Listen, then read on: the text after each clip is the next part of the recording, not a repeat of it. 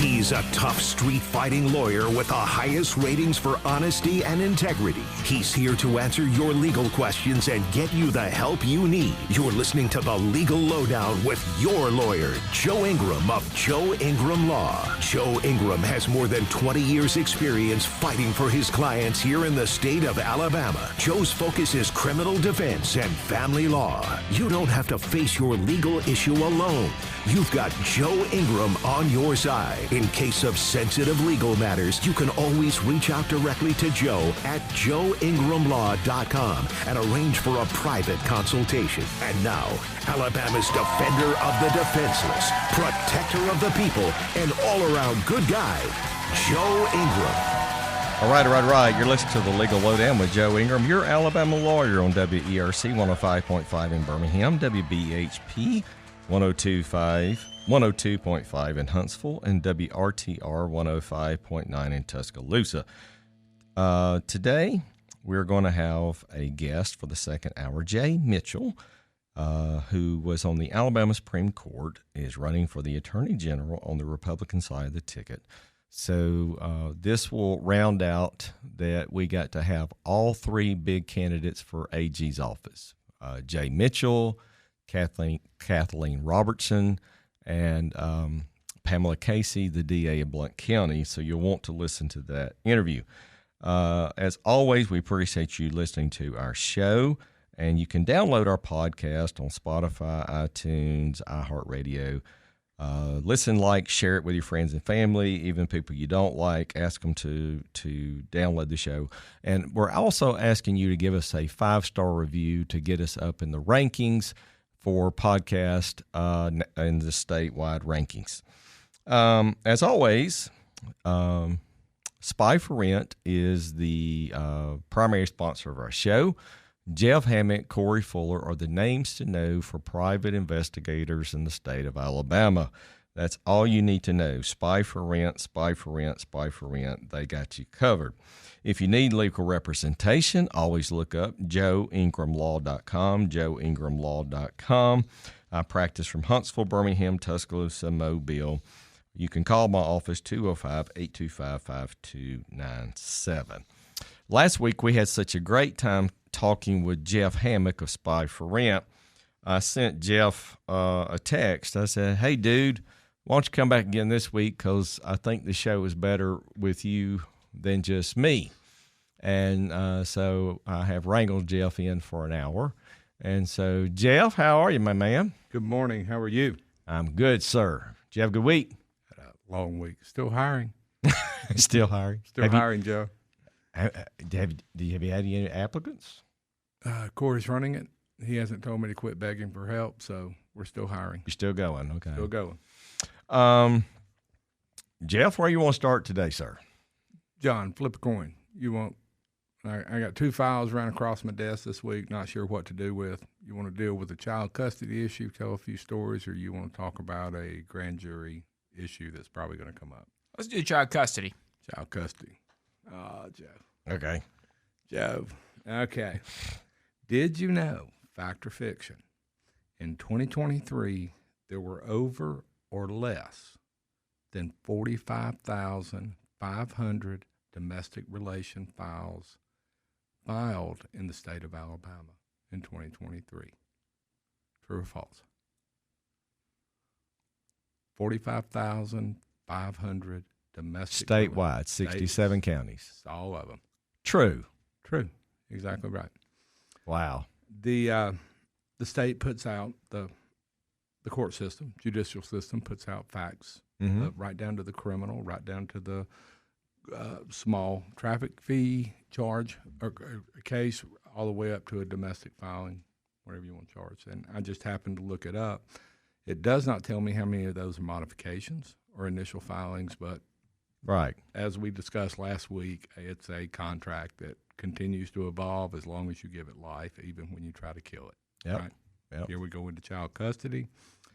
I have always been confused about Alabama standards, and here we go. Sometime in January of this year, we've issued a new kind of ruling, and I'm going to let you kind of talk about it in a minute, and I'll pull it out. But we have the best standard for the child, right? That's a practice. There are two standards you look at, I think, for custody, McClendon and Couch. Mm-hmm. Can you take it from that and tell me what the difference in those two are? Where did it come from? Why does a couch tell me what I do with my child?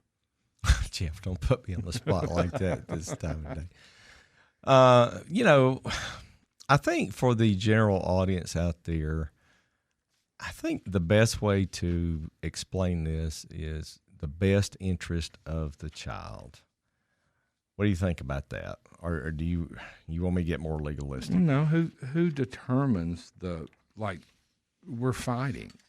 I think my interest in the child is in what I want, right?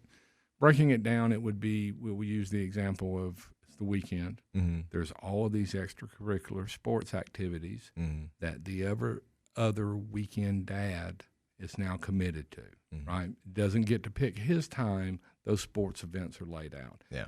Is that truly the best interest in a relationship? That's an interesting question. And, you know, I want to look at this from both sides because I get to argue both sides all the time. If you're the non-custodial parent, father, and the mother has registered the child for, like, let's say, travel baseball for the summer, right? Right. And what you're saying is when I get my children every other weekend and they're committed to travel ball, then I'm committed to taking them to do that on my time with the children. I'm in another city. Yeah. I'm forced already. Hotel. Got it. Okay. I got it. But that's what you're asking me. That's what I'm asking. When do I have to do it? All right. So let's look at this from two different scenarios. If your child really enjoys doing that, do you want to do what your child wants to do that makes them happy? Or are you being selfish and saying, hey, I want to take my child and go fishing? I want it all. It's my child. Why can't I have both? You know? Well, Jeff, you've had children. I haven't had children. But I argue this all the time. If a little boy says, Dad, I really love travel ball, it may lead to him getting a scholarship to go to college, Jeff, or something like that. Why would you not want to do what your child's interested in, no matter what it is? He has not, she has not had an opportunity outside of a restricted schedule that I'm subjected to, right? Yeah. And maybe the child's kind of said, you know, I'd like to go fishing, but I can't. Mom's got me signed up next week for soccer, right? So where does the impasse come? How do I get her, who now has what we would call, and again, I'm confused about the various terminologies of custody in Alabama, but how do I get her to stop this? Yeah. So, because she knows it's a problem. Yeah. So here's what happens when people get a divorce and they have really, really young children. You can't foresee, or let's put it like this. It depends on the practitioners how good they are at defining terms for future reference of the children as they grow into junior high school and high school, right? Okay. And so what you want to do is create a document, which is the agreement of the parties, and you put in there, like dad has say over extracurricular activities, mother has the final say over religion or medical issues, things like that. That's one way to do it in the agreement. If you don't address all these things when the children are really young or when the parties get a divorce, and let's just say for all intents and purposes they're in junior high school, well, then you really need to address it in the agreement and put it in writing because it's a contract. Hey, if we have an issue about extracurricular activities, mom has the tiebreaker or dad has the tiebreaker, so that you don't have to run back to court and file a modification, like for, in your analogy, dad saying, hey, every other weekend I get my son Johnny, but I got to take him to travel ball over in Georgia, and I really want him to get involved in going fishing because I like to fish, and I want Johnny to fish with me on my boat. but it's not worded in the agreement, and you've signed him up for this. And if I don't take him, he's going to think I'm being a bad dad. And mom's going to say, he loves baseball. Why won't you go do baseball? I get all that. Okay. So, that's an issue that needs to be worked out in the agreement on the front end, so you don't have to run back to court. So it's religion. Yep. Education. Yep. Extracurricular, medical. Yep. What am I missing? I thought there were 5 or 7. 5. There's 7. 7. I can't name them. That's all okay. right. We're not here to educate everybody on everything. Yeah. All right. So joint legal custody, both parents share equal rights. Yes. But those 5 things are spelled out. You hope so, depending on the practitioners and how well they draft the agreement. Or one parent has sole custody, Mm-hmm. and the other parent has just a visitation, supervised, unsupervised. Might have standard visitation, might have supervised visitation, depending on what. On the circumstances, but absolutely no authority to make a decision within those 5 categories, because the other parent has sole custody. Yep. Okay. They control the world. What's joint physical custody? Joint physical custody can be like week on, week off. Okay. Like where you have 2 parents, let's just say, for instance, that live in Homewood or Vestavia, and they live in the same school district or in the geographic location. And it's incumbent that mom and dad say, hey, you can live with us 1 week, and then you can live with the other parent the next week. And sometimes that works really, really well, and sometimes it doesn't. So you can have joint legal custody, but the other party can have sole physical custody of the child, right? And so it doesn't matter really the words we're using. You either get some visitation, you don't get some visitation, you get some decision-making authority, or you get none, right? That's correct. Okay. So it's really important then in the beginning to lay these things out. Yes. 10 years down the road, you may have to modify it. Mm-hmm. That's what we're saying. Okay. And for the listener out there, when I get a client that has really young children, Jeff, you have to educate your client on all these terms and what they mean. And I always advocate, if I can, to start with the highest so that later you don't have to come back to me. And so I always try to push for joint legal custody, even if my client doesn't have primary custody. Okay. All right? So at least they're still on the same level of joint legal custody, right? But so there is that tiebreaker at the end that right. we always hear. Somebody's got that final tiebreaker in something. Right. So what if I have to move? Well, we have the Relocation Act, which is a law that is in every custodial agreement that has to be signed off by the judge. And it's a statutory language boilerplate of what you have to do to follow if you're the custodial parent and you are moving to, outside of a mileage area. You have to give so many days written notice, certified mail to the non-custodial parent, explaining where you're going, explaining where you're moving to and why. And then it gives the non-custodial parent a chance to go to court and advocate to say, hey, I don't want you to leave the Birmingham area with my child and move to Mobile, because then it will damage my relationship seeing my child. And then we've got a whole new bag of issues of where are we going to pick up and drop off? At $4 a gallon, who's going to cover that cost? Yeah. It opens a whole new bag of issues if mom up and moves from Birmingham to Mobile or Birmingham to Huntsville. Absolutely. All right. So I have custody of my kids. I have sole decision-making authority, and I have met the love of my life in Mobile. Mm-hmm. I'm looking at moving. So I have to tell her, who randomly may exercise visitation, never paid a whole lot of child support, seldom in and out of the kids' lives, right? She's off doing her own thing. I've got to go find her now and tell her that we're moving and get her permission? Is that what we're doing? You have to give her notice. Okay. And in the requirement, it says she has so many days to file a petition with the court if she wants to object to that. Okay. So Now, just because she objects doesn't mean that the court is going to stop that person from moving. I mean, all it is it's a notice requirement. It's a due process notice requirement to put them on notice that, hey, I'm moving, you may not like it, and here's what you need to do if you want to challenge it. okay. So I challenge it. Is there, or she challenges it? Mm-hmm. Is there any chance that the judge would let me move but give her custody? To keep if the kids expressed, I don't want to move. I got 3 years left in high school.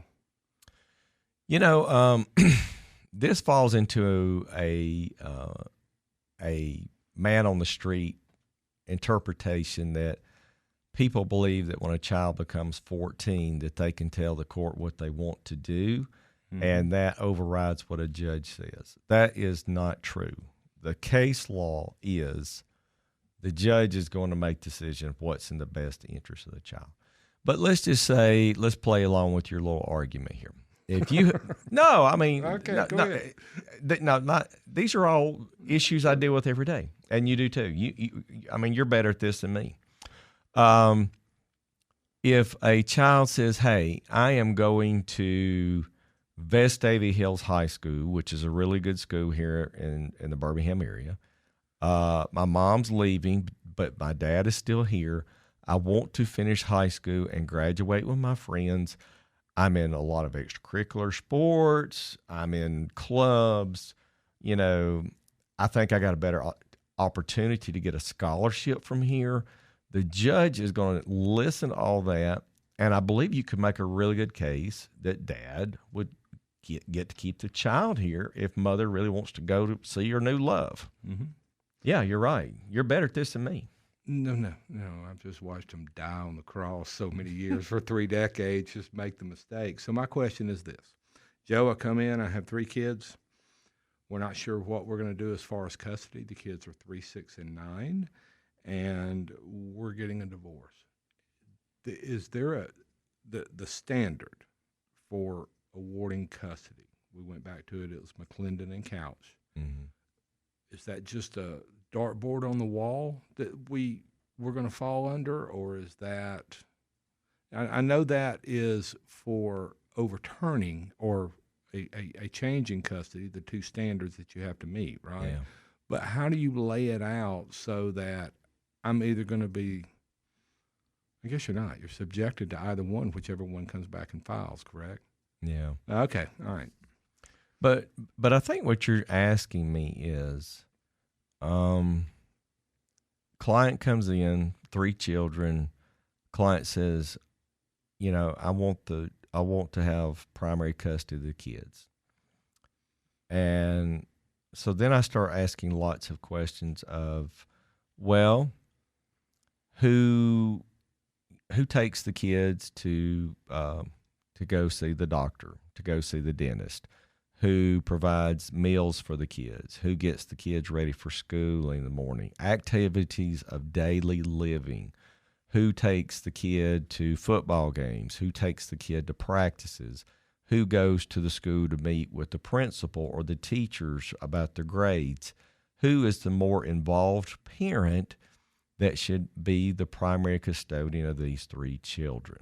I think that's where you're asking. That's where we got. Yeah. And so I have then we're adjudicated through the divorce. I've been given custody of my 3 kids, and I got a DUI. It wasn't during my custodial period. They were off with mom, but got a DUI. Barely made pickup at 6 p.m. on Sunday, right? Yeah. She does not want me to have custody anymore. Alcohol might have been an issue in the marriage. Here it comes surfacing after the divorce. I'm in jail for a DUI. One of those 2 standards is what you would file under, correct? I mean, we walked it up to those 2 standards. So that's my question. Which one do you throw the dart at? How do you know which standard to enter the litigation from? Well, that's why you're a lawyer. it depends on the facts. And, You know what? If that case came to me from the non-custodial parent and said, the parent got a DUI, I don't think just because you got a DUI would be enough to warrant to overturn them having custody of the children. Now, that doesn't mean that there might not be some parameters that are going to be put in place. And you know where I'm going with this. Right. SoberLink, drug and alcohol testing for the court to make sure you're sober when you have the kids, things like that. But I don't think if you don't have your kids and you go out and you accidentally get a DUI and you plead guilty and you go through a diversion program, I don't think that's going to be enough for a judge to say, we're just going to take the kids away from you because of a DUI. Now, there's a difference between a one-off DUI and cases where I have a client that has a serious alcohol or drug addiction, and the non-custodial parent alleges in a petition, hey, we want you to be drug tested immediately, not only drug tested, what is it called, the 7-panel test and the fingernail testing and the hair follicle testing. You start with your 5 panels and then it goes up to 17. Yep.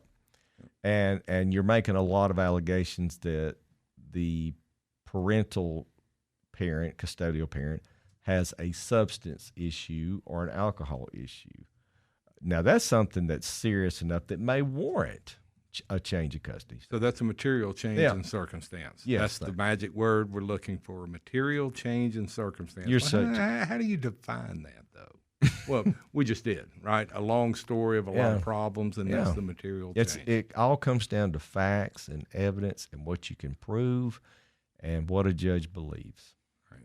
What about the uprooting of the child from the home? Right? I mean, that's kind of, something has to outweigh whatever the custodial parent is doing. Has to be so severe that it outweighs the uprooting of the child, the trauma, the changing of schools, the changing of addresses, right? It has to be that significant. So that's McClendon standard then. Right. Okay. Yep. So from our aspect, that's kind of where we get involved in it, is looking for these material changes in circumstances. What is the parent doing? The surveillance, the investigation. Is the new partner a sex offender or has a history of something? Is that a material change in circumstances? Absolutely. Mom or dad marry someone, come up to play. Now you have to make a choice between your new spouse or your children because a petition has been filed. I had there was a case this week where client had to plead guilty to a case, and they had to register for the Sex Offender Register Notification Act under SORNA as a sex offender. That totally changes whether that parent can even have overnight visitation with their own children because they're having to register as a sex offender. And that's really sad. And I say that, and I don't want any blowback thinking, well, Joe's for sex offenders. No, that's not what I'm saying.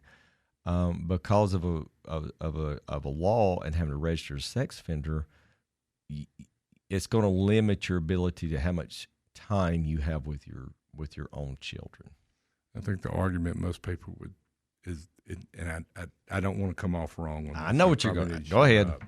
No, they didn't molest their own kids, so they're safe for visitation. They molested the neighbor's kids down the street, right? So I should still be able to see my kids. That's the argument we had. Yeah. Right. I don't know how you answer it, but that was the person's argument. Yeah. We are having a fascinating conversation with Jeff Hammock of Spy for Rent. We'll be back after news and weather. Jeff is so great. He needs to own the show. We'll be back.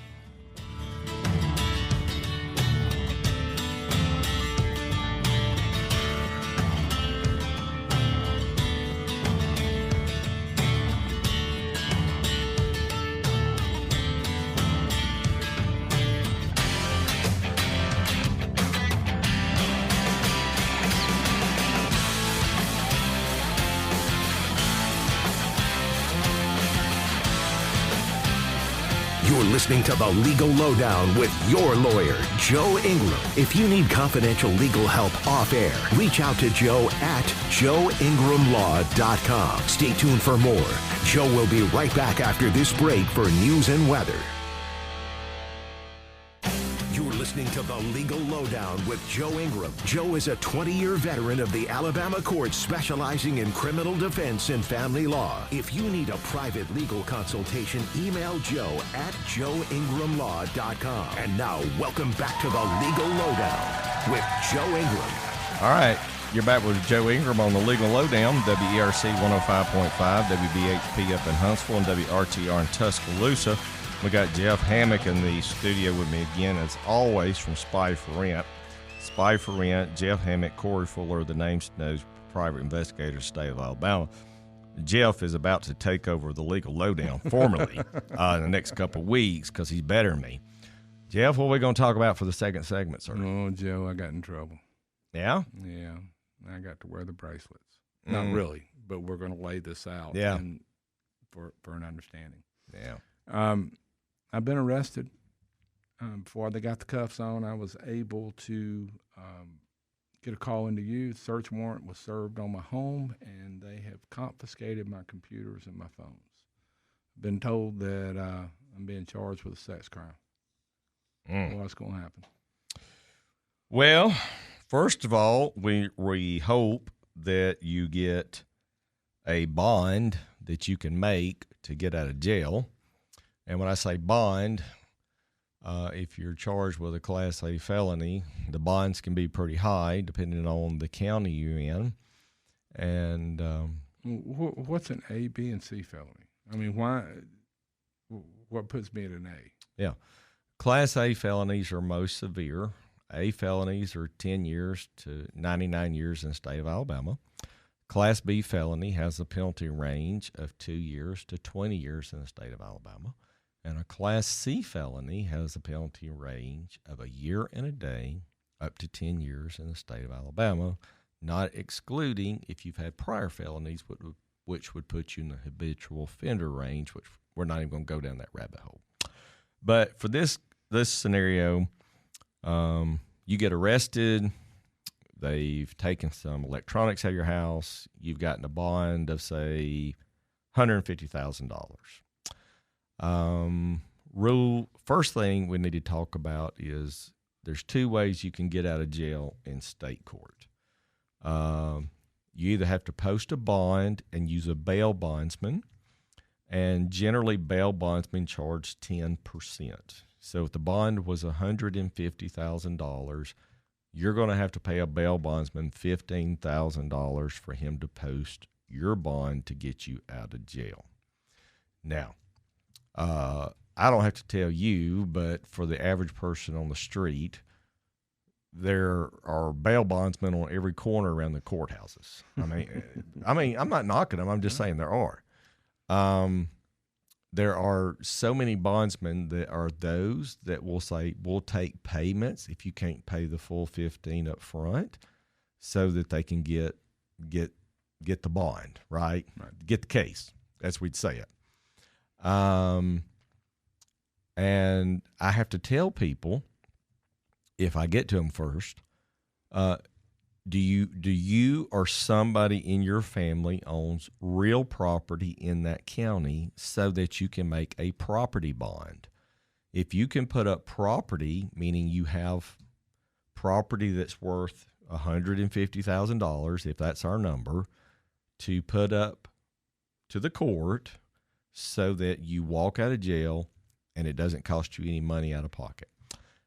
And here's why. When you have to use a bail bondsman, you do not get that money back. You're just buying your way to get out of jail to get out of the county jail. Now, there are times when you have to do that so you don't sit in jail, but if you can make a property bond, it's always better. But let's just say you had to get a bail bondsman and you get out of jail. And you come see me and we talk about the case, and you've been charged with maybe a Class A and a Class B felony. And so here's where we start.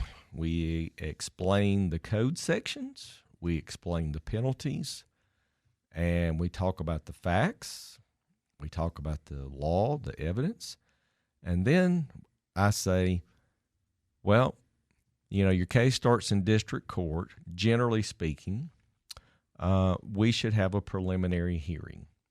Now, every county is different in the state of Alabama, and particularly here in Birmingham, and I'm not knocking it, Bessemer will not have a preliminary hearing unless you are charged with capital murder. And the reason is that Bessemer has so much crime, there is just no way they could have preliminary hearings because there's just not enough hours in the world unless it's a capital murder case.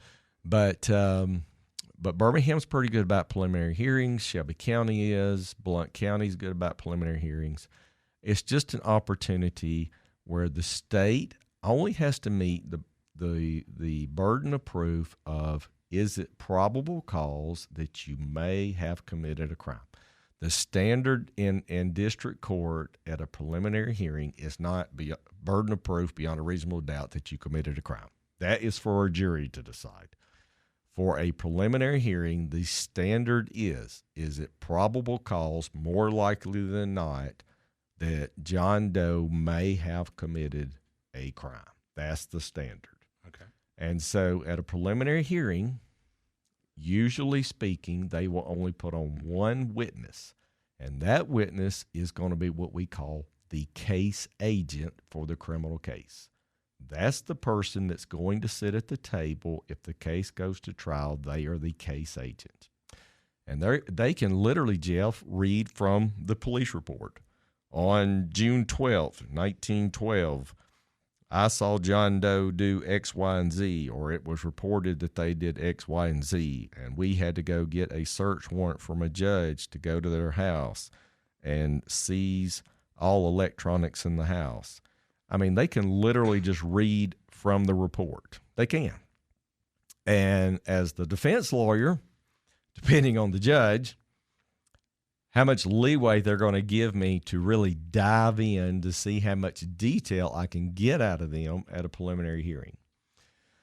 What I have found in my experience is a lot of police officers, a lot of people that work in sheriff's offices do not have to testify in preliminary hearings.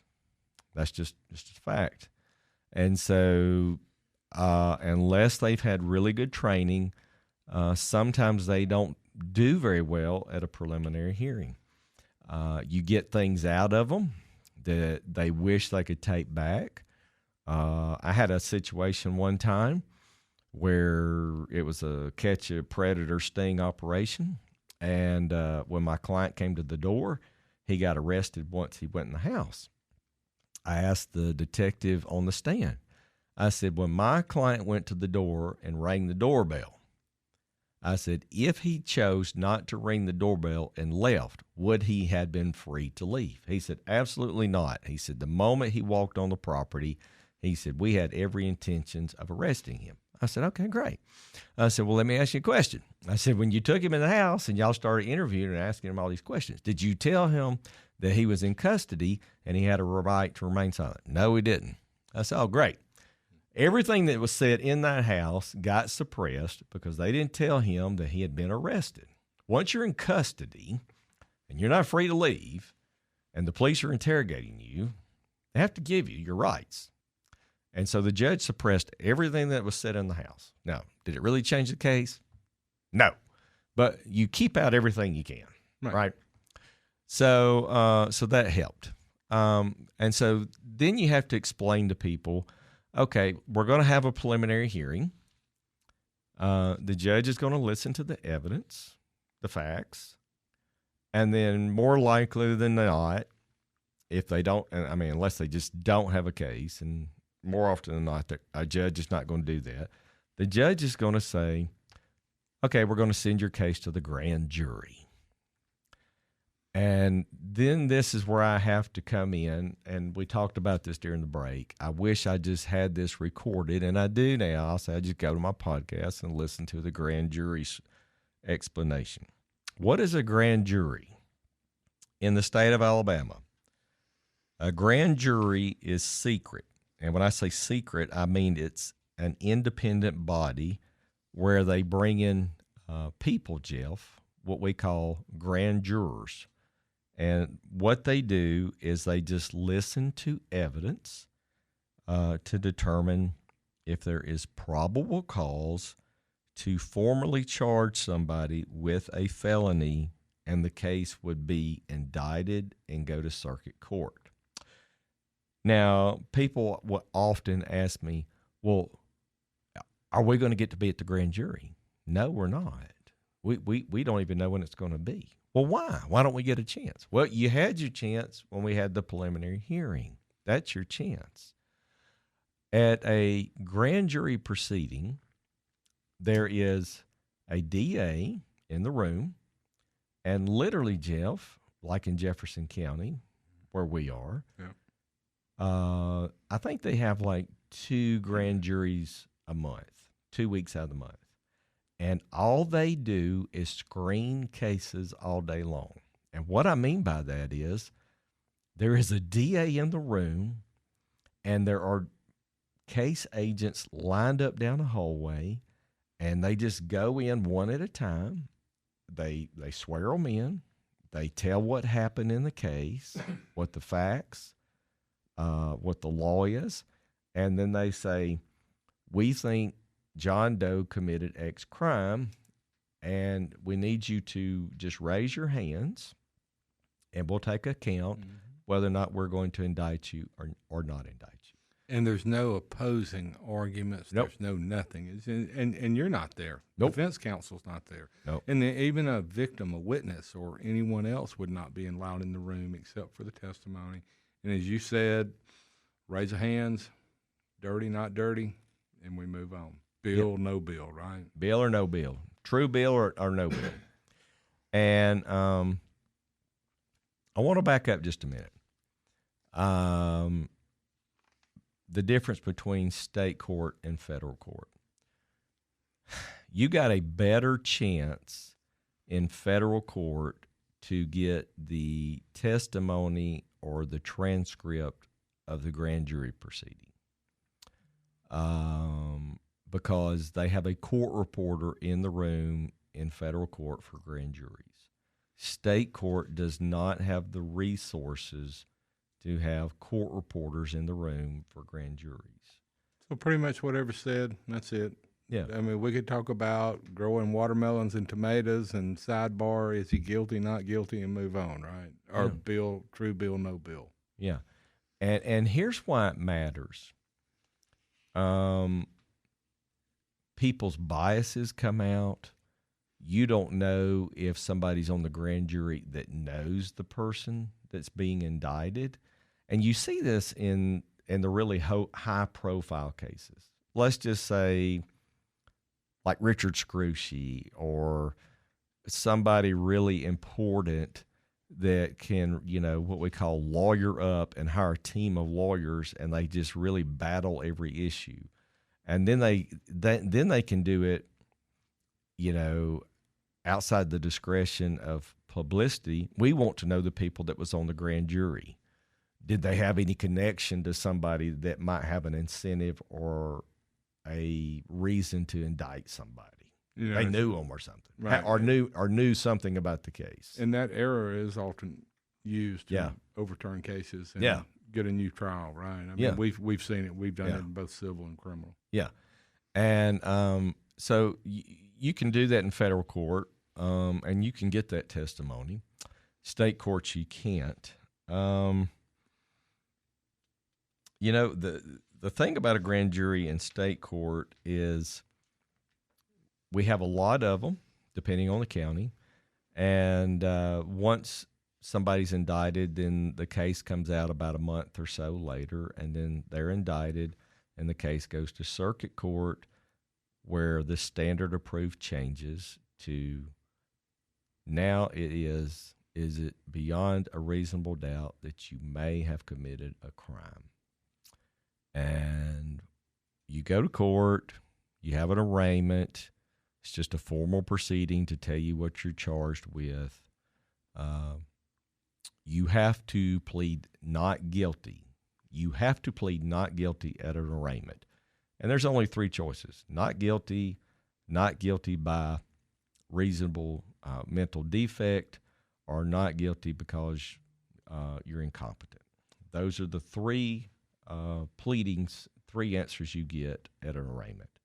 And if you say that you have a mental defect, that's when you ask for a mental competency evaluation. So just because I did it doesn't mean I'm guilty then? That's right. Okay. Yeah. And I heard a judge, you hear this all the time, and I heard a judge, I had a case one time. It was a stupid case, and the judge said, Joe, he said, you know the old saying, you can indict a ham sandwich. I had a person charged that was homeless, that broke into a school, that literally stole a piece of cheese out of a refrigerator. And they charged that person with breaking and entering and stealing a piece of cheese. That's how bad the case was. Well, that's a hungry person will do a lot of things. And I wanted to take the case to trial. And the only reason my client pled guilty, he was homeless. He said, Joe, I've already got 7 other felonies. I just want to plead guilty because they're going to let me walk out of here, and I think he's going to leave the state. And I felt so bad when he pled guilty because I thought, I don't believe any jury in the state of Alabama is going to find you guilty for breaking into a school to get a piece of cheese when you're hungry. I just don't believe that. Yeah, I probably would have taken it to the box and see. But he didn't want to stick around. He wanted to go. He was a transient. So he probably had a warm meal, hot cot. Anyway, take it to the box, go, admit to it. Just because you did it doesn't mean you're guilty. Well, depends on the good lawyer, right? Those are tough conversations to have. So what is it like when you're having those conversations with the client and the district attorney comes out and says, look, we're going to drop this down and we're not going to push for a trial. Here's a little plea bargain. You take this lesser charge. And the whole time, both of you are adamant you did not molest the child. It's something suspect, similar to the other cases we've discussed over the last couple of weeks. It's just an accusation, and somehow it got caught up into the criminal side. But they're willing to take a lesser charge just to get their life back. Yeah. How often does that happen? It happens a lot,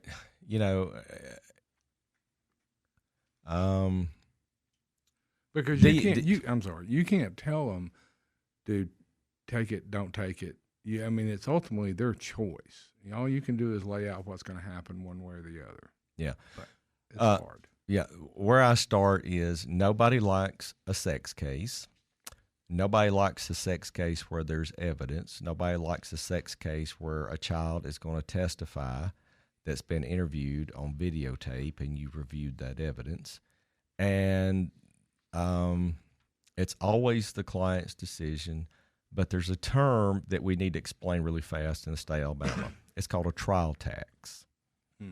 And people go, Joe, what is a trial tax? Well, in smaller counties, this is more prominent than bigger counties like Jefferson, Mobile, Huntsville, where we have more jury trials than we do in smaller counties. But if you go into Lamar, if you go into Hale County, you go into some of these lesser populated. Yeah. Okay. And you have to say, look, if you go to trial and you're found guilty, the judge is going to give you a harsher sentence because you put the state to the burden of proof of having a trial. And we had a judge at one time, I'm not going to say the name, that used to scare clients in the courtroom, and the judge would say, what was the offer? And I think this is wrong. You're intimidating somebody. Well, that's the best offer you're ever going to get, because if you're found guilty, I'm going to give you the max. So you're threatening them to plead guilty from the bench. And they did a lot. But they're not on the bench anymore. But you have to explain that to the client so they understand what what the potential outcomes can be. In a sex case, the biggest thing that's going to come out of it that's going to affect the rest of your life is if you have to register as a sex offender, you might as well have a scarlet letter on your head the rest of your life. That is going to follow you till you die, Jeff. And it's going to determine where you live. You may lose your job. You can't live near a school. You can't live near a home where there's, a DHR home with children.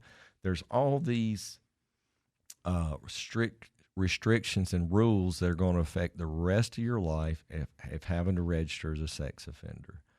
But if you don't go to prison and you get probation or a supervised case for a number of years and you don't go to jail, is that a win as opposed to going to state penitentiary? That's if you didn't. And my whole thing is, we get these files, and one of the person's saying adamantly, I did not commit this act. I did not commit this crime.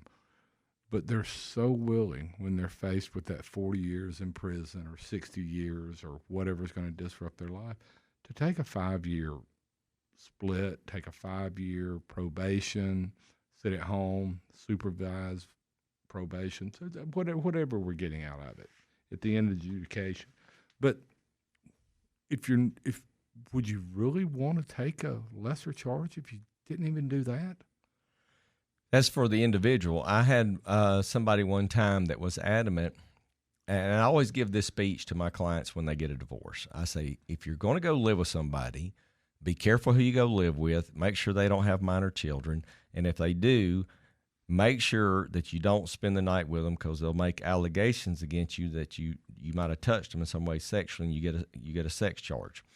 I had a client one time that was adamant that he didn't do what he was charged with, and so I had him go take a polygraph. He passed the polygraph. And the prosecution in that county was still adamant. And they said, well, we're going to give him a polygraph. And I was like, it's the client's decision. He said he was adamant. He did it. He passed 2 polygraphs now. He passed mine. He passed theirs. And they said, we still think it happened. We're still going to indict you and go to trial. Well, he was a very articulate person. He testified in his defense, and God love him. Guess what? He was found not guilty. But for those 2 years of his life, he was scared to death, and he knew what was facing on the other side: real prison time in the Alabama Department of Corrections. So that is a hard decision that you have to make if you put yourself in that position. So don't get a girlfriend that's got kids that can accuse me of touching them, or just don't spend the night. Don't spend the night. Don't be alone with them. Don't put yourself in a position where this goes back to our psychology talk. They already don't like you because you're not dad or mom. You're the other person with mom or dad now. And they think they hear all this stuff and they go, hey, if I go make an allegation against Bobby, I can get him out of the house. Bobby touched me. So just don't put yourself in those positions. Cover yourself. Final question. You do not listen to the advice. You do find yourself living in a house, and you find yourself having an allegation against you from now your new spouse, just married, child. Mm-hmm. You're found not guilty. Mm-hmm. What happens to the child? Does the child have to come back and visit mama, and I get to stay in the house even though there was the allegation and I was not guilty? I mean, I'm just spitballing this. Will the child have to come back to the house? That goes back to it depends on a divorce court judge. But I tell you what, I would run for the hills once I got clear of that situation. I'm gone, man. I don't ever want to see those people again. But I always tell my clients after a divorce, do not go move in with somebody that's got minor children, especially if they got issues and they could put themselves in a position to hurt. It's only 5-6 years. Just date. Find yourself. Don't move in. Don't get remarried. wait till that person's kids are gone. You'll be much safer. Yeah. Until the grandkids come along and then they accuse you of that. Well, I think if you've been married and gone through a divorce, I tell my clients, don't ever get married again. Date them, whatever. Just don't get married. That's just my opinion. Just don't get married. I've been married a long time, but if I get divorced, I ain't ever getting married again. This is first hour of the Legal Lowdown. Jay Mitchell will be back second hour. You want to hear that story? We'll be back after news and weather. Jeff, thank you for carrying the show again this week. Anytime, Jeff. All right, we'll be back.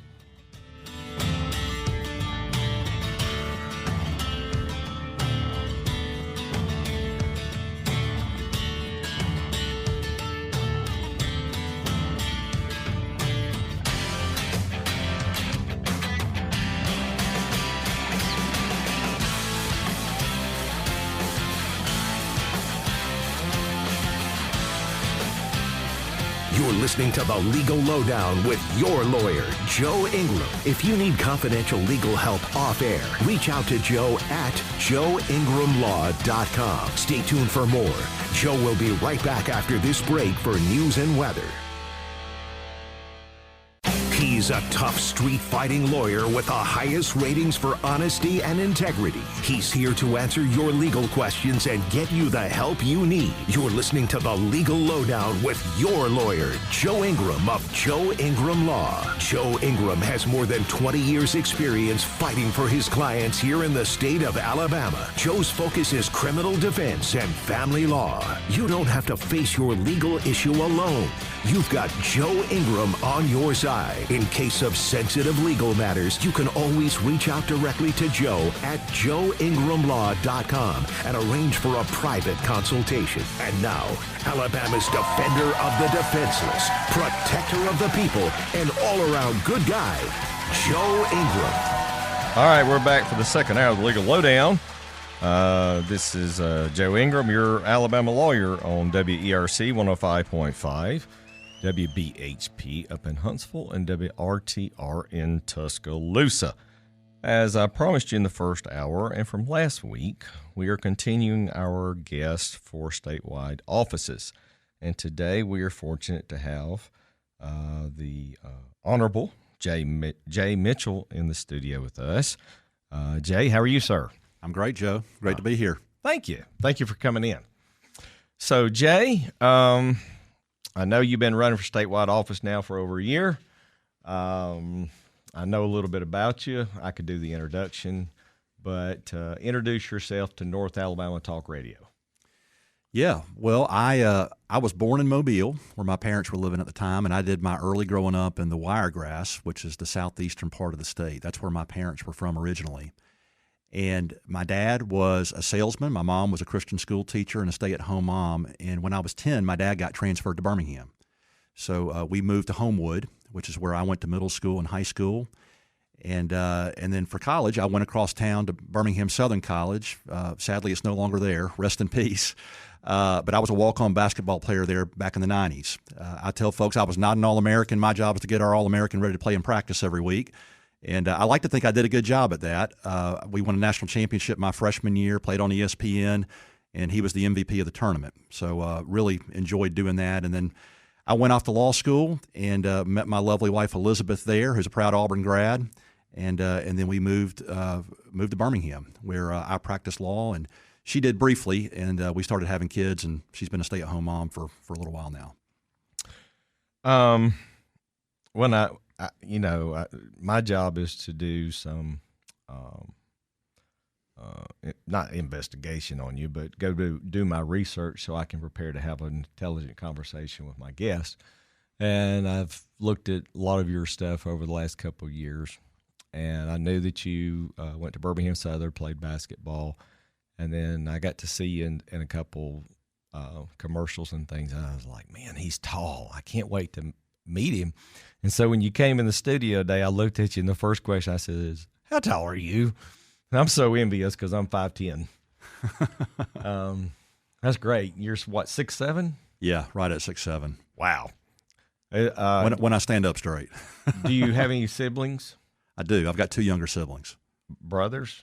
Got a younger brother who's 21 months younger than me. We grew up on bunk beds in the same bedroom our whole lives. He's about 6'5". He's okay. So it's And my sister is she's pretty tall too. how tall is she? She's probably 5'10", 5'10 and a half. For a lady, that's pretty tall. Yeah. Does it run in your family, height wise? Just curious. Not really beyond my dad. And my mom, my late mother, was pretty tall too. So yeah, we ended up having me, my brother, and my sister were all pretty tall. Okay, that's good. I have two nephews. One is 6'4" and 6'5". I'm envious of them. Okay, so you practiced law, I believe, for about 16 years. And in 2018, you ran to be an associate justice on the Alabama Supreme Court, correct? That's right. And you served from 2018 until you left last summer in 25 to announce to run for AG. That's right. All right. And so, I love to talk to people that are judges and appellate judges. I love it. I get to do it sometimes. And we're going to talk a little bit about that. So first question for me I have, and I've heard a lot of different interviews from you, but I think it's a good question to start with for the audience. Why would you give up being an Alabama Supreme Court judge to run for AG's office? Because that position, you can stay there for life. It's not term limited. Why would you give that up? Well, I feel called to be running for AG and to be in the fights that we're having in our country and in our state as AG. And I'm happy to walk you through that. I'll tell you, I've loved being a judge, a justice on our state's highest court. I've had the privilege of serving there the last 6.5 years, really handling the biggest, toughest, most complex cases that we have in Alabama on both the criminal and the civil side. Loved working with my colleagues, loved working with my law clerks. These are sharp young people who would come out of law school, work with me generally for a year, and give me an opportunity to train them, develop them, and then launch them into hopefully fruitful legal careers. Justice Clarence Thomas at the U.S. Supreme Court chose 3 of my law clerks to come and clerk for him. I saw that. So that's I've loved doing that. I've loved being a judge. Loved working with my clerks and helping to teach and sharpen them. The last couple of years, I've been having conversations with people across the state about whether I might be interested in leaving the court to go and run for Attorney General in 2026. As your listeners may know, Attorney General is truly an open seat this year. Right. Our current AG is termed out and can't run again, so it's an open seat. And Joe, I'll tell you, I've had some interest in doing that. As much fun as I've had being a judge, you need to be above the fray. You really need to handle the cases and the controversies that come before you and really stay within the 4 corners of those. And there's been part of me kind of itching to get back in the middle of the fray. I spent 16 years in a courtroom in front of judges and juries advocating for my clients, and there's been part of me kind of missing that. But the big obstacle, I'm just being candid with you and your listeners, the big obstacle for me was that under our state's judicial ethics rules, if you're a judge and you're going to run for a non-judicial position, you have to hang up the robe and you have to leave the bench and you don't have a paycheck. And I've got 4 kids. Yeah. I've got 2 in college right now, 2 in high school. So that was a big obstacle for me. But to cut to the chase and let you know what really clinched it for me, it was seeing President Trump get reelected in 2024. I'm a big fan of the president, of his policies, his vision, his team. And back in January of last year, I went up to Washington for the swearing in of President Trump for a second term. And I was just really fired up in that moment. And I came home and I had a conversation with my wife, Elizabeth, and I just said, sweetie, for our whole lives, as Christians, as conservatives, we've been on defense. We've been on defense against D.C., against the media, the culture, against a lot of the junk that's been coming out of our colleges and universities. But now for the first time in our lives, we're not on defense. With President Trump going back into office and with the mandate that he's carrying from the American people, we're not on defense. We're on offense. And we have a unique opportunity to get what I would consider to be generational conservative victories in our country. Not just wins for the next 4 years or the next 8 years, but Lord willing, victories that our kids and our grandkids and our great-grandkids will be able to live into. Very good. So let me ask something really fast. All right. Because I've asked a lot of other candidates. State of Alabama, we still elect appellate judges. Yes. Florida doesn't do that. They're appointed. What would be your position? And I know this is not really why you're here today, but I want to ask you because I think it's important because we both have law degrees. You know, we've practiced law a long time. Yeah. What would be your philosophy on if state of Alabama changed to having appointed appellate judges as opposed to elected appellate judges? I mean, do you mind answering that really fast? Yeah, I'll just tell you, I wouldn't be in favor of doing that. Different states do it different ways. You could go all across the country and you can find appointed, you can find some hybrid of that, appointed, then you have to stand for a retention election. In Alabama, we elect all of our judges and justices at every level. And what I have found serving at the state Supreme Court is that the people select some excellent justices. And I think the people of Alabama like having an opportunity to have a say in who their appellate judges and justices will be. And what I have found serving with my colleagues and working on cases down there is that they're excellent judges down there. And they are doing their level best to follow the law. Whenever there's a legal text that comes before them where they're asked to interpret it, they're really doing their level best to interpret it based on the words on the page and not trying to bring their own policy preferences or their own ideas to the table. And so I think it works really well here. I know there is an argument to be made, and others have made it, that we should go from electing our judges to appointing them. I would argue, first of all, that doesn't remove the politics. It just puts the politics in back rooms. And it puts it in places where, you may have committees of people who are involved in selection of judges. So it just takes the political decision away from the people to a much smaller group of people. And I will say where we see that happen in other states, and you tend to see more liberal judges and justices appointed. And I think that would be incongruent with our laws in many ways, the interpretation of our laws, and where the people of our state are. Okay. I had two questions I was about to ask you. I'm trying to figure which one I want to ask you first.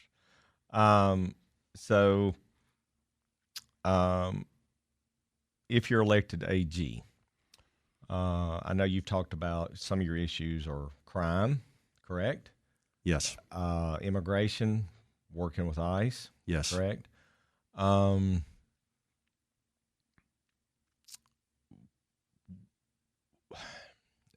I've seen all your interviews that you've done over the last year, so I'm trying to think how I want to ask this. What you've been given nods by a number of sheriffs around the state, obviously.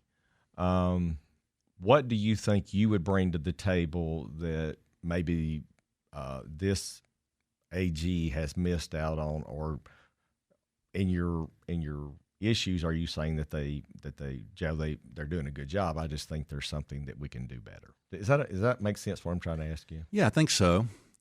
Well, let me define the problem as I see it, as it relates to crime in Alabama. Many of us have the blessing of living in a safe community, but we got some real hot spots in Alabama, and they've gotten a lot hotter over the last 5 to 10 years. And I can talk about some of those, and I'm going to, but the problem that we have with these hot spots is what happens there. The crime that happens there doesn't stay contained there. It inevitably spills out, and it impacts those communities and counties that are around those hot spots, and it even pushes out to rural areas and small towns. So some of the big ones, we're in one right now. Birmingham has been a big hotspot. There have been some good trends in 2025. What I want to do as AG is help to make those trends permanent and make them sustained. But 2024, for example, I live in Homewood. I grew up in Homewood, did middle school and high school there. Sadly, through the decades, population's been declining in the city of Birmingham. We had an all-time homicide rate in Birmingham in 2024. Montgomery, candidly, is a disaster. You've got residents fleeing, businesses fleeing, Bessemer, Selma. We could keep going. Even some of our cities and towns that are relatively safe overall have their own hot spots, places like Gadsden, places like Tuscaloosa. The through line that I find with many of these hot spots is they're often governed by – they're blue cities being governed by blue city mayors who are soft on crime and who do not back up They're law enforcement officers when the going gets tough. And I've been very outspoken about this. I believe we're at a point in our state where if some of these blue city mayors can't get it together and really protect their citizens, it's time for the state of Alabama to flex on some of these blue cities and come in and potentially do more. You know, Coach Tuberville, who's going to be our next governor, he has talked about potentially sending in the National Guard to Montgomery and Birmingham. I support that. I think we can do that in a strategic and a precise way that will really keep the residents of those cities safe and keep those of us who live around those hot spots, those cities, safe as well. I think President Trump has set a good example on that by what he's done in Washington, by what he's done in Memphis. So, if Coach Tuberville decides to go that direction, of course, I'll be right there with him, supporting him in that. And then what we're seeing in Montgomery right now, in the city of Montgomery, like I said, I mean, residents are fleeing, businesses are fleeing. It's a huge, huge problem. They do not have minimal police adequacy down there. Their police forces are really a shell of their former selves. And so we've got to make sure that we're restoring police protection down there. There have been huge challenges to Montgomery being able to do that, and I think there are things that the state can and must do to step in and do that. There have been some patchwork things. I mean, the Montgomery Area Crime Suppression Unit, that's been a really good initiative in my view by the governor, by Aaliyah, by the AG's office participating in that. There have been a couple of bills run in the legislature down there that have been unsuccessful, but really that would allow the state to do more as to the city of Montgomery when it comes to policing and making sure that we've got adequate police presence out on the streets. And so we've really got to focus on this. And I'll just tell you, Joe, I mean, to cut to the chase, I'm going to put a lot more focus and engagement on that problem. We've got to take care of the people who live in these cities. I care deeply about the people who live in Birmingham and Montgomery and these other hot spots. I care about those of us who live around these areas too. We've got to make sure we're providing public safety for the citizens of our state. And I'm going to partner with our great, with our sheriffs and our police chiefs across the state to make sure we're doing what we need to do there. I have been following this issue about the Ten Commandments being put back in schools. I'm sure you're probably aware of that as well, right? I am. The Alabama state legislature just voted it in to put it on the ballot in October. Yeah. To put the Ten Commandments back in the schools as a historical document. And it started in Arkansas, and it's also, Jay, this last week I saw a news article in Texas where they did the exact same thing, and a federal judge upheld it of putting the Ten Commandments back in the schools. I thought, well, that's great. And so I know you're a man of faith. I know you go to the Church of the Highlands. Speak on that issue, because that might be something. If it passes, it becomes a law. If somebody challenges it, how do you feel about that? Well, I'm in favor of putting the Ten Commandments back in classrooms. I think that's a really important step, and I really want to applaud the legislature for doing that in this past session. State Representative Mark Gidley from up in the Etowah County area, and State Senator Keith Kelly from up in Anniston, they did a great job of leading on that and getting that law passed, and obviously the governor signing that into law.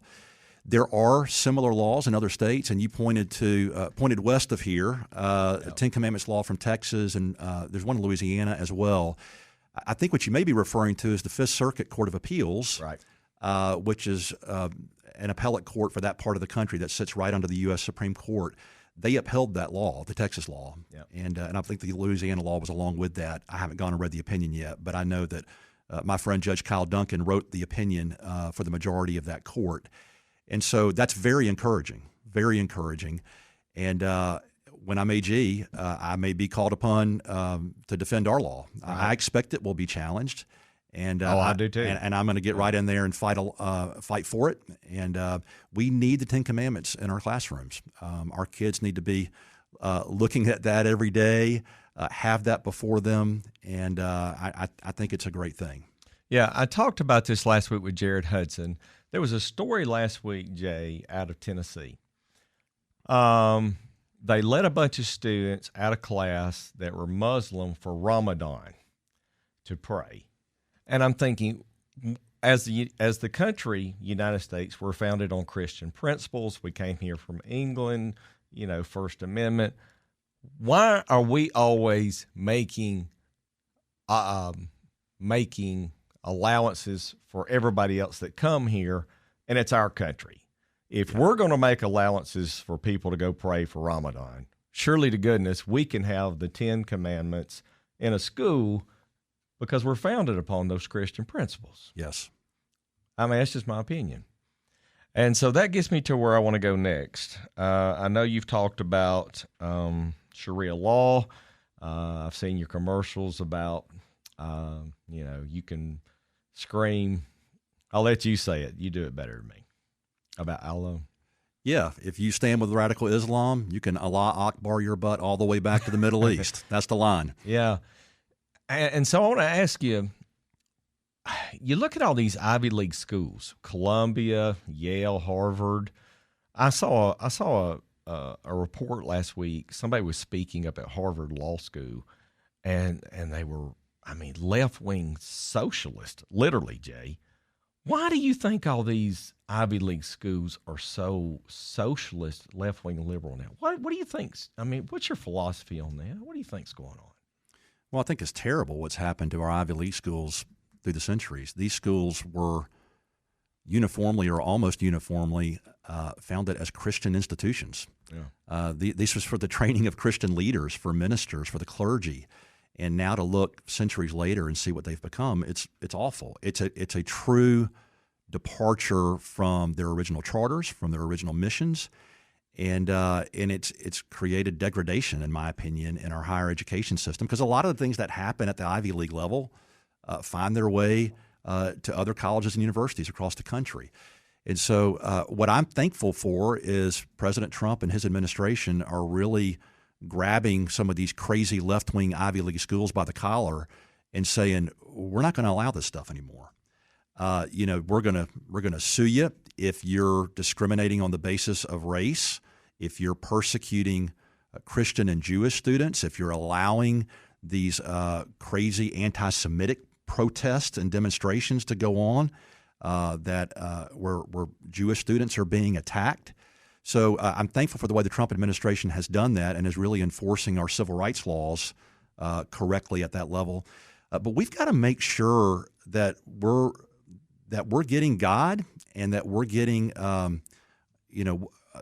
American values back into some of these schools.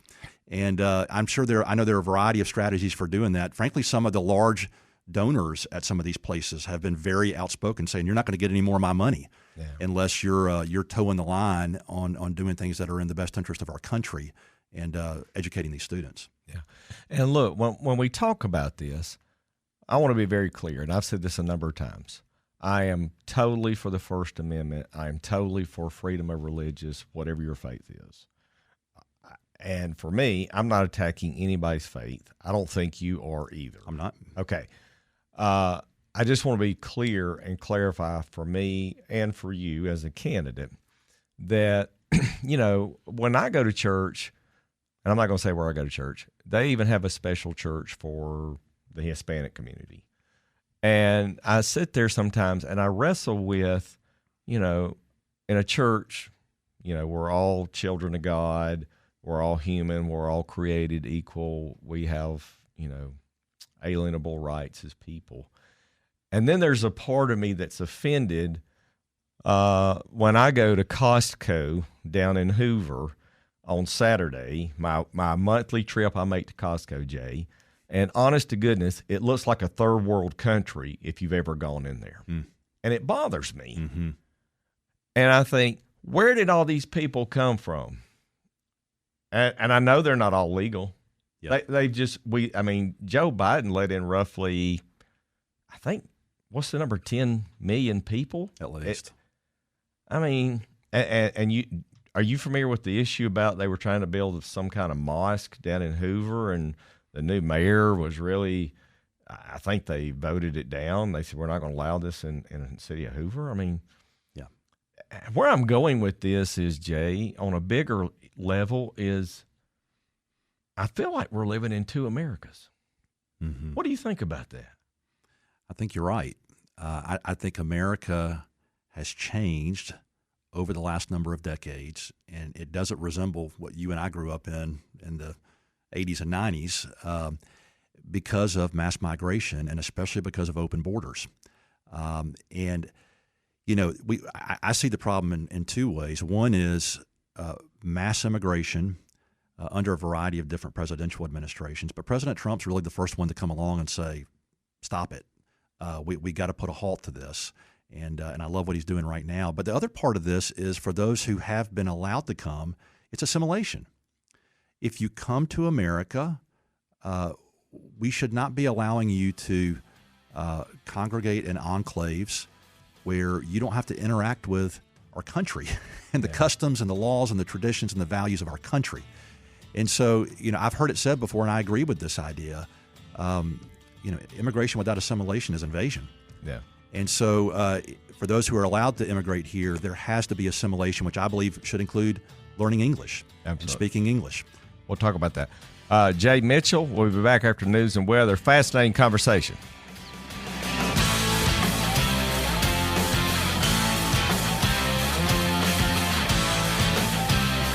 You're listening to The Legal Lowdown with your lawyer, Joe Ingram. If you need confidential legal help off air, reach out to Joe at joeingramlaw.com. Stay tuned for more.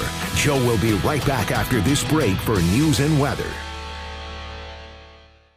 You're listening to The Legal Lowdown with Joe Ingram. Joe is a 20-year veteran of the Alabama courts specializing in criminal defense and family law. If you need a private legal consultation, email Joe at joeingramlaw.com. And now, welcome back to The Legal Lowdown with Joe Ingram. All right, we're back for the final segment of Legal Lowdown with Joe Ingram, your Alabama lawyer on WERC 105.5 in Birmingham, WBHP in Huntsville, and WRTR in Tuscaloosa.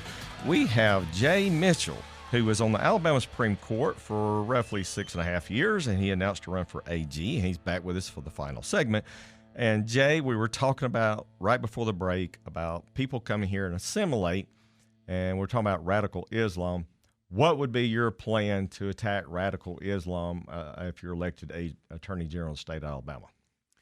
Well, a big reason why I'm sounding the alarm on this is because of what we've been seeing in our country, and even been seeing in our country in the last 2 months. You know, just last month, for example, in March, we saw the shooting outside the bar in Austin, Texas. We saw the attack on the synagogue in Michigan. We saw the attack on the Army ROTC unit in Virginia. We saw the guys trying to detonate a bomb outside the mayor's mansion in New York. These were all radical Islamic terrorists who were trying to attack us. And I've been very bothered by that. You know, when we look around the country, we see examples of what we don't want to become here. We look at Dearborn, Michigan. We look at Minneapolis. We look at New York. And probably more profoundly, we look across the pond at Western Europe and see like what that's become in the UK and France and other places. So we have a clear picture of what we don't want to become. I've become alarmed by what I've been seeing happening in our surrounding southern states when it comes to the conditions of more Islamic immigration, more Islamic influence that may create the conditions for radical Islam to take root. And I've even seen it happen here in Alabama.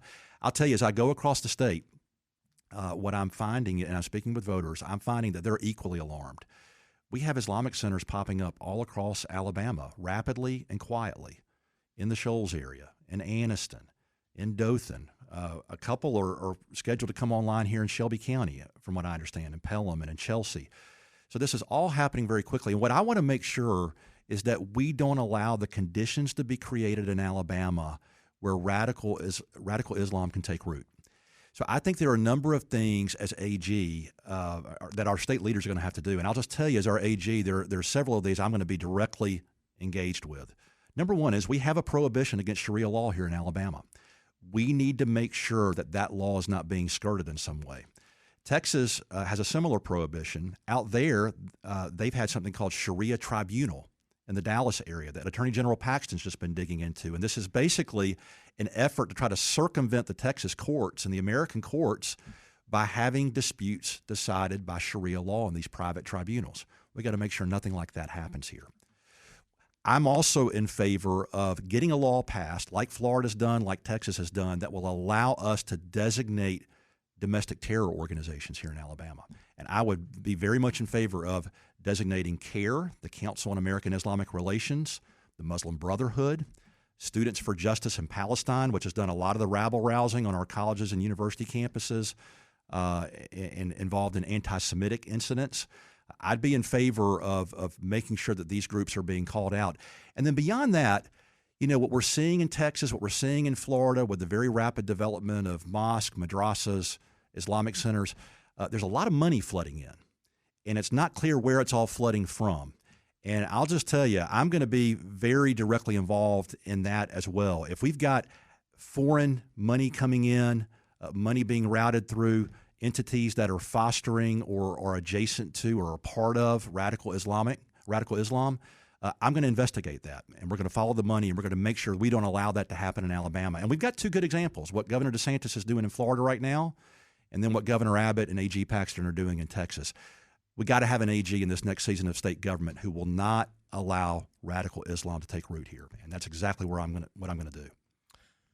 How would we do that? Is that something that the state legislature would have to pass a law and define? I mean, explain that to the voters. Yeah, designation of domestic terror organizations. Governor DeSantis did that by executive order. Okay. And then the Florida legislature came along and passed a law. Okay. Empowering him to do that. I think we should take similar steps here in Alabama. Okay. Haven't heard anybody talk about that the way you have in this election season, just like that. Let me ask you, have you been following this issue about the Public Service Commission where they just passed the new law to change it from 3 to 7? Are you aware about that? I am. Okay. I haven't gone and read the bill, but I know there was an effort made early in the session, and then there was a different effort made later in the session. Well, they passed it. Yeah, I knew that. Yeah, they did it right before they got out of town 2 weeks ago. It bothers me on a number of levels, whatever. Do you have any thoughts on that, or do you not want to comment on that because you'll say, Joe, I don't know enough to comment? I know generally what's going on there, but I don't know kind of what the potential ripple effects will be as it relates to when the PSC folks are going to come online to be appointed. For example, I've talked to They're going to be appointed in July by Governor Ivey. She's going to appoint 4. Right. 4 to supplement the 3 who will be standing for election. Yeah. And there will be a Secretary of Energy, right? Right. That the next governor will. You can tell I haven't read the bill, so I don't. I just know the broad general outlines of it. That's okay. I'm a policy wonk. I read a lot of crap. So let me ask you. Gosh,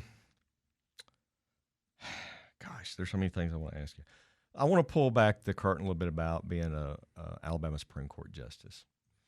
Do you know the number of how many oral arguments that the Supreme Court has in a given calendar year? Have you ever heard that data when you were in the court? Yeah, I'm thinking about my experience there for 6.5 years. It would be less than 20 in a year. I said it would be less than 20. Well, excuse me. Settings would be less than 20. We might set multiple cases for oral argument for one day. Mm-hmm. So it's probably around 20. Yeah. And those are the panels of like 3, right? Or are you talking about the full Supreme Court here? Yeah, I'm talking about the full Supreme Court. Okay. But when the Supreme Court grants an oral argument, it would be we might set 3 cases right in a row on that one day. So are you asking me how many days we have oral argument or how many cases we set for oral cases? Argument? Yeah, I think it'd probably be around 20. 20. And how many Supreme Court cases do you think there were in any given year? I mean, there are a lot. It grows every year, doesn't it? Yeah. There are a lot. I don't have the precise numbers at my fingertips. That's okay. And there are different categories of cases. There are petitions that come to the court that are just denied. Right. And so there isn't full briefing there. But then you have other cases where there's full briefing, and that's a lesser number. Yeah. I think oral arguments are fascinating to go watch if you're a law student. You learn so much. I mean, and even as a lawyer, I like to go watch them. It's just exciting to me. I don't know why. I like that kind of stuff. We're talking with Jay Mitchell. He's been running for Attorney General. So you've been all over the state. You're counting the days down now, right? I am. You wake up every day like Groundhog Day? Yeah, I mean, this is like a marathon event. You know, I've got two younger daughters who run track. One's running sectionals right now over in Tuscaloosa at Northridge, and it's like watching one of these long distance events. They go around the lap over and over and over again, but you get to the last couple of laps, everybody leans forward, and the runners are making moves, and so that's the point in the race where we are now. Do you think it's a given that when you look at the polling, and I know everybody's going to say the only poll that matters is May the 19th, but the number that still drives me crazy is the number of undecideds in the state. Do you think it's a given we're going to have a runoff for your position? I don't know. You don't know? Yeah. Yeah. I mean, I'm doing the polls I've seen. I'm doing very well in, and the campaign has developed in a very strong way. But yeah, I mean, when I've looked at each of the big statewide races, there are, at this point, we're 3.5 weeks out. There's still large numbers of undecided voters. So I think people will begin to focus from this point forward and make their decisions about who they're going to vote for. Yeah. For me, I've asked a number of candidates. I'm thinking, those that are saying that they more likely than not may have a runoff. That would bother me as a candidate because the runoff is in June. Most people are going on vacation, people are doing their summer activities. I would not want to have to be in a runoff in any election because less people are going to care about a runoff than a primary. That would be my concern as a candidate, and I'm never going to be a candidate. So. Yeah, turnout will be lower in a runoff. It generally is. Yeah. How many miles do you think you've traveled in the last year around the state of Alabama? I think it's like 60 or 70,000 we've put on the truck. I've got we drive my truck, and I mean we're constantly all across the state. So I just put some new tires on it 2 weekends ago, and the oil change guys are on a first name basis with me. They when they see me coming, that's good. They know they're about to get paid. So I'm going to ask you about the issue because it came out this week. There was a police officer in Montgomery. He had a trial. He got convicted. I think it was it manslaughter he was convicted of? Yes. Yeah. Heated passion manslaughter. I think he got a 14-year sentence. Am I right on that? That's right. Okay. Yeah. I want to be correct. And he appealed his case, and then I think was the appeal affirmed, or was it what? Tell me, Jay. I don't want to be wrong. So yeah, well, the procedural history is he was convicted of heated passion manslaughter, sentenced, came to the Court of Criminal Appeals, which, as your listeners may know, handles every appeal of every criminal case in the state initially, and the conviction was upheld, and then it came on a petition for writ of certiorari to our court, the Alabama Supreme Court, and there were some procedural problems in the way that the petition was presented to us, so we couldn't grant the relief that this is Officer Cody Smith, that Officer Smith was seeking. But I remember being in chambers and one of my law clerks coming in and saying, "Hey, Judge, we need to take a close look at this case. There's some big things going on here." And so the court took a close look at it, made a decision because the procedures weren't followed. We couldn't grant the relief that Officer Smith was seeking. But I was really bothered by it. I was bothered by what my team and I were seeing in the materials from the trial court and looking at the applicable law. And so I'm one of these guys, Joe, if I see something, I'm going to say something. And so I wrote a concurrence, moved over to the side and wrote a concurrence saying, really kind of laying out, saying, hey, based on my review of the materials from the trial court and looking at the undisputed facts, in my view, there's no way this officer should have been prosecuted, much less convicted. I was also bothered by the fact that the Attorney General's office was opposing him on appeal.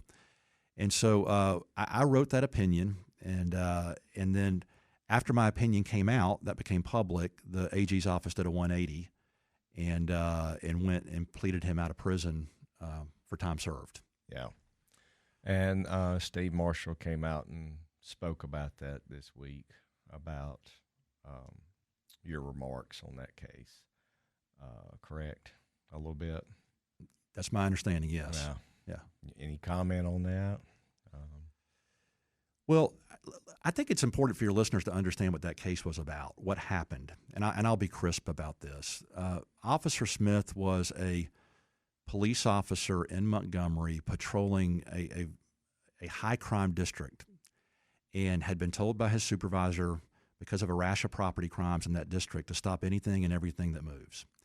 And was out patrolling late at night, guy who fit the description of the suspect who was committing those property crimes. Officer Smith got out of his car, stopped the guy, went to frisk him, put him up in his car, moved around to his waistband area, felt what he thought was a weapon. The guy knocked his hand away. Ultimately, he got away from Officer Smith, and Officer Smith tried to tase him 4 times and was unsuccessful in doing that. The suspect ran up a driveway, got up onto a porch where a family was sleeping behind the front door, and made a threatening comment, a menacing comment toward Officer Smith, and then got into the back corner of the porch. Officer Smith came up the steps to the porch, had to draw his weapon for his own safety. The guy came out of the corner of the porch blading a paint pole, which looked like a weapon. And Officer Smith shot him. Shot him to disable him. That's what the pattern of the gunshots were, but shot him to disable him, but ultimately he died, succumbed to his injuries. Officer Smith called for medical assistance, tried to get him there. Officer Smith was prosecuted for this. This was pre-George Floyd, post-Ferguson, so it's after Ferguson, and as you can imagine, a pretty charged environment with all that. But he was prosecuted and ultimately was convicted of heat of passion manslaughter. What I said in my opinion when his petition came to our court is, hey, there's no way, based on the undisputed facts, that he should have been prosecuted, much less convicted for this. And the AG's office must have agreed because after my opinion came out, they did a 180, went and pleaded him out of prison. I was unhappy when I found out the terms of the plea agreement.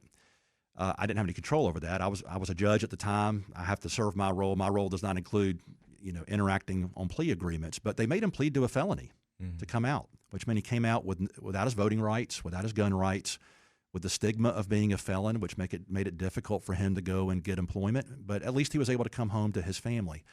The thing that bothered me was that the Attorney General could have gotten directly involved at an early stage of the case and said, look, time out. We're not doing this. We're not going to prosecute Cody Smith for being out there doing his job. Yeah. And they didn't do it. They looked the other way. They stuck, the Attorney General put his head in the sand on it and allowed Cody Smith and his family to be drugged through the legal system. And it was incredibly painful for them. He ended up spending, once all his time was counted in, about 2 years at Limestone. And so that always bothered me. And I'll just tell you, when I'm Attorney General, I'm not going to allow police officers and sheriff's deputies who are doing their job, who are out there keeping us safe, to be drugged to the legal system like that. And what I'm going to do, I just announced a couple of weeks ago, when I'm AG, we're going to form what I'm calling the Critical Incident Assessment Team. It will be headed by Oxford Police Chief Bill Partridge, who is a best-in-class police chief here in Alabama, and by Shelby County Sheriff John Samaniego, who's a best-in-class sheriff. And we're going to put together this team of law enforcement leaders. And whenever there's an officer-involved shooting, like what we had here with Officer Smith in Montgomery, we're going to have that team come alongside me. And I'm going to have them look at the dash cam footage, the body cam footage, other applicable evidence, hold it up to the law, hold it up to the training standards, and advise me and brief me on whether a prosecution needs to move forward or not. And if I see something other than the law going on and see the officer being held accountable for something other than his or her training, I'm going to get directly involved, and I'm not going to wait. I'm going to get involved on the front end. I don't want to allow our police officers and sheriff's deputies to be drugged like that. And I'll tell you, it makes a difference not only for those officers and their families, not only for their agencies that employ them, but it also makes a difference for the communities that they police. What we have seen, and Montgomery's a prime example, what we have seen is that when officers are prosecuted for doing their jobs, like Cody Smith was doing, it's demoralizing for those police departments. And you see police leave. Yeah. And you see difficulties in being able to recruit and retain officers. So when Cody was on the force, when this incident happened back in 2016, my understanding is that the Montgomery police officer ranks were in the 600s Today, they're in the 200s. Wow. After Cody's prosecution and conviction, recruitment and retention fell off a cliff. And so when we look at Montgomery and look at what all the problems going on down there, much of it is due to the fact that it's so difficult to get police and to have police presence, to apprehend bad guys, pick them up, lock them away, and to deter criminal conduct from going on. And so now we're having to charge back up that very steep hill of trying to make sure we've got police adequacy for the people of Montgomery. We got to make sure we're backing up the men and women in blue. And, Joe, I'll tell you, I'm going to be fully committed to doing that. Yeah. I am totally respectful of officers, okay, of doing their job. I tell clients all the time, if an officer gives you an order, just follow the order. Don't make it worse. I think after George Mitchell, we've gone into this. You mean George Floyd? George Floyd, thank you. I'm sorry. I'm thinking about your last name. We've had this period where if an officer stops people, they say, well, I'm not going to tell you my name, or I'm not going to give you my ID, or why do I have to get out of the car? If an officer gives you a direct order, get out of the car and follow the order. Don't make it any worse, because I'm for protecting officers. When they go to a domestic violence call, I'm told by officers all the time, Joe, that is the worst thing we're walking into because we don't know what's behind that door. The 911 operator on the call is asking all kinds of questions. He may have a gun in the house. He may have a knife in the house. He may have been using drugs or alcohol. Those officers don't know what they're walking into a domestic violence dispute, Mm-hmm. And in the summer, domestic violence cases go up because it just has something to do with when the temperature rises, people's, their behavior changes, whatever, nature. And there's more domestic violence calls in the summer than there are in the winter, believe it or not. So I'm all for protecting officers. And there's been a case up in it's either in Marshall or Morgan County where this officer got charged in the last year or two. I think he got convicted in 25. Right? Did you follow that? Yeah, is this the Matt Marquette case in Morgan County? Yes, sir. Yeah. I'm very familiar with it. The trial's not happened yet. Okay. There's a mandamus petition pending at the Alabama Supreme Court right now on a self-defense immunity issue. Yeah, and they've done some good legislation this last time. One of the state senators has passed some legislation to protect officers in their line of duty, to shield them, to give them even more immunity, in what they're trying to do. And that's not to say that there aren't some bad police, but by and large, most of the officers are really trying to do it right and get it right on the front end. I really believe that. And I think that's important for all of us as citizens of the state of Alabama. Absolutely. All right, Jay, you got about 3 minutes left. What do you want to tell Alabama why they need to vote for Jay Mitchell to be Attorney General? Well, the moment in America has shifted. Like I was saying at the beginning of our interview, we're not on defense. We're on offense. And with President Trump in the White House, with soon-to-be Governor Tuberville, we have a unique opportunity to get generational conservative victories in America. And if we're going to do that, we got to make sure it's happening in the states, which is why, in my opinion, Joe, it's so critically important that we're electing leaders in this next election to go to Montgomery who don't just wear the right party label, who don't just say the right things, but who really understand what time it is in America. It's not a time for being passive, for being on defense. This is a time to go on offense. And I'll just tell you, that's the kind of Attorney General I'm going to be. I'm going to be on offense for our state, for the people of our state, and for our way of life. And what that's going to primarily consist of is making sure that we are tackling the problem of violent crime in our state. I'm going to deal with the problem of violent crime, I can assure you. Making sure that we are very serious about immigration enforcement and cooperating well with the Trump administration. Whenever we have law enforcement picking up illegals, they're turned over to ICE, they're deported. We got to make sure of that. Obviously, making sure that we don't allow the conditions to be created here for the encroachment of radical Islam. And then really making sure that we're protecting the most vulnerable in our state, protecting our kids. I've got 4 kids, 2 kids in college, 2 in high school. There are all kinds of things confronting parents these days. They need our leaders here in Alabama helping them be able to protect our kids, protect our seniors, making sure that our seniors are not being abused, and making sure that we're protecting the unborn. I'm very bothered by the fact that we've got so much chemical abortion going on in our state in the wake of the Dobbs decision. We've got to get serious about that issue as well. So there are all kinds of things, but suffice it to say for your listeners, I am going to be on offense. I'm going to be on offense for our state and the people of our state and our way of life, and I would love to have their vote on May 19th.